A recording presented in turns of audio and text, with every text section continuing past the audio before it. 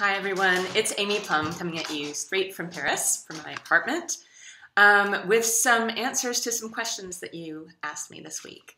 There were lots of questions.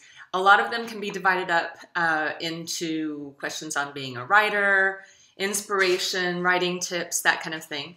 But I thought that I would start with just some random ones. And on purpose, I have not prepared these ahead of time. I don't know where I'm supposed to look.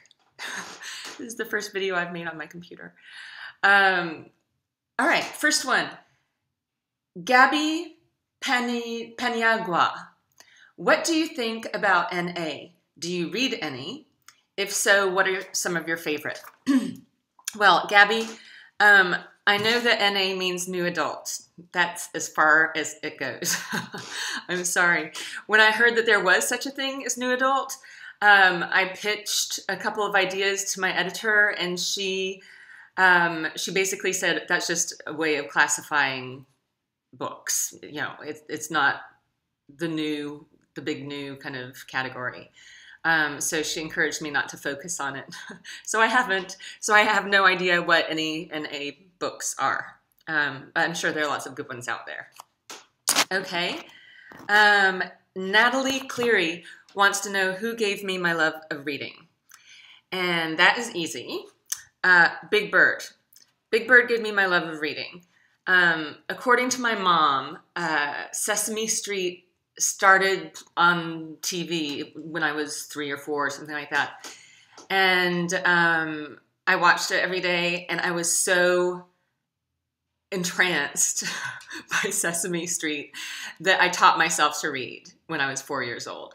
And so I have to say it must have been Big Bird or Snuffleupagus or one of those. I loved them when I was young. And they are the people who gave me my love of reading. Okay. Sharom Animos asks me, do you think revenants exists? Of course they do. Of course revenants exist. I was just very lucky to be given their story, to be enlightened as to what they were, and very happy to be able to share it with all of you, of course. But yeah, of course revenants exist. They've existed since the beginning of time, as far as I'm concerned. Okay, next, Catherine Michelle Keynes asks, do you check the French translations of your book? I am really embarrassed to say no. I don't. I should, but I have so many other books I want to read. It takes me longer to read in French than it does in English. And I have so many people who have come to me telling me how good the French translation is, that I just kind of trusted them.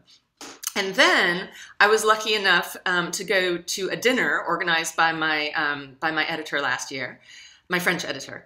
And I was seated next to Marie Camilleux, who is my French translator. And she's this really cool young person, young girl, young woman. And she told me how she kind of changed things around so that the way I referred to things would be more appealing to French readers. And I have complete confidence in her. We go to coffee once in a while. We're working on a little project together, which I will not say until she's done with it so that she won't feel under stress. So the answer is no, I don't. I really should. I'm slapping myself on the hand for that. So let's see, one more question for this video. Vanessa Ackerman asks, have you a dream, or how is the idea from the story developed? So I think maybe she might be referring to Stephanie Meyer's saying that she had a dream about a sparkly vampire. And I have to say, no, I did not have a dream about my book. Sometimes I wake up from my dreams and think, oh my God, that would be the best book. And I even sometimes write it down. And then in the morning, I look at it and I think, that would be the worst idea ever. Sometimes I have action movie kind of dreams. but rarely would they make any sense or be of interest to anyone else. So no, I do not base any of my ideas on my dreams. And that is all for the first video of your questions. And I will get on to the next of them, onto the rest of them next. Voila.